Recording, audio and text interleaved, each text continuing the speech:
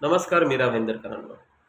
सध्या मीरा भाईंदरच्या राजकारणामधून खड्ड्यांचा विषय हद्दपार झालेला दिसतो. म्हणून आता नवीन विषयाने डोकं वरती काढलेलं आहे. रक्षासूत्र. मीरा भाईंदरच्या 145 विधानसभा क्षेत्राच्या आमदार माननीय सौ गीताताई जैन यांनी त्यांच्या 145 क्षेत्रातील नागरिकांशी, त्यांच्या भावांशी, त्यांच्या मतदारांशी संवाद साधण्यासाठी रक्षासूत्राचा कार्यक्रम हाती घेतलेला आहे.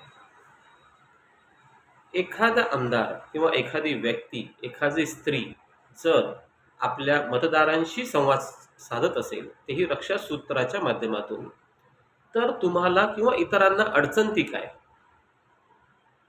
तुमचं म्हणणं असं आहे की 4 वर्ष तुम्हाला आठवले नाही, तुम्ही 5व्या वर्षी रक्षासूत्राचा कार्यक्रम हाती का घेतला? हो, आता आठवलं, आता करतो. त्यामध्ये नाविन्य ते काय?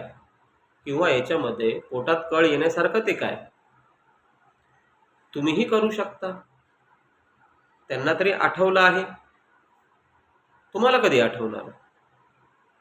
का तुम्ही फक्त हिंदू धर्माच्या रक्षाबंधनाच्या कार्यक्रमाची टिंगलटवाळकीच करणार का?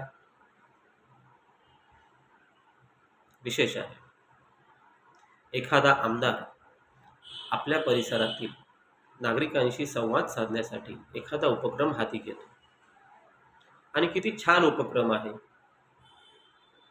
सर्वांच्या घरी रक्षासूत्र म्हणजे राखी पाठवून त्यांच्याशी संवाद साधून त्यांच्या अडीअडचणी समजून जर एखादा आमदार कार्य करत असेल, तर अडचण ती काय? त्याचप्रमाणे त्यांनी मागच्या 5 वर्षामध्ये जे जे कामं केलेली आहेत, ते कामं जनतेपर्यंत पोहोचवण्यासाठी एखादा चांगला उपक्रम राबवला, तर त्यामध्ये अडचण ती काय? तुम्हाला प्रत्येक गोष्टीमध्ये अडचण दिसून येते. एखादी स्त्री अशा पद्धतीने काम करते, हिंदू धर्माच्या पद्धतीने काम करते, तर ही आपल्या सर्वांना अभिमानाची गोष्ट असली पाहिजे. तुमचे म्हणणे असे आहे, तुमचा आरोप असा आहे की मागील 4 वर्षात तुम्ही कधी आपल्या भावांची आठवण काढली नाही, आणि आत्ताच का? हो, आत्ताच. आम्हाला आत्ता आठवण झाली, म्हणून आम्ही आता करत आहोत. पण तुमच्या हे कधी लक्षात येणार? तुमच्या तर आजही लक्षात येत नाही की कशा पद्धतीने संवाद साधला पाहिजे तो. बरं, तुम्ही प्रत्येक वेळेस हिंदू धर्माची टिंगलटवाळकी का करतात?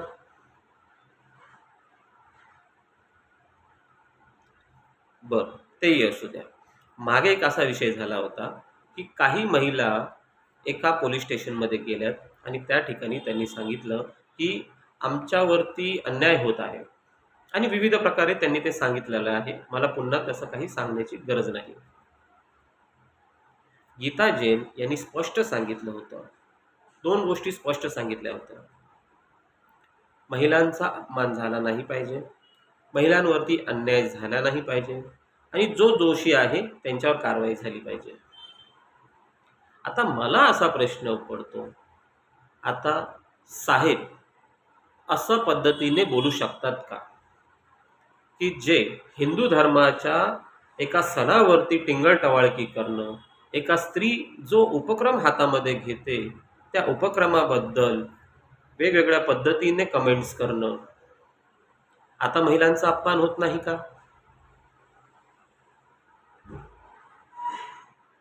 होतो ना, महिलांचा अपमान देखील होतो, पण तो मात्र आपल्याला दिसत नाही. बरं, ज्या महिला पोलीस स्टेशनमध्ये गेल्या होत्या, आता त्या महिलांनीही पुढाकार घ्यावा. जसा गीताजीन यांनी पुढाकार घेऊन सांगितलं की हो, महिलांबद्दल कोणी अपशब्द वापरू नये, त्या मात्र आता गप्प आहेत. म्हणजे तुमचं असं मत आहे का की तुम्ही सांगाल तसंच वागलं पाहिजे, तुम्ही सांगेल तोच धर्म, बाकीचे जे करतील तो धर्म नाही, बाकीचे जे करतात ते राजकारण नाही? तुम्ही जे करणार तेच राजकारण.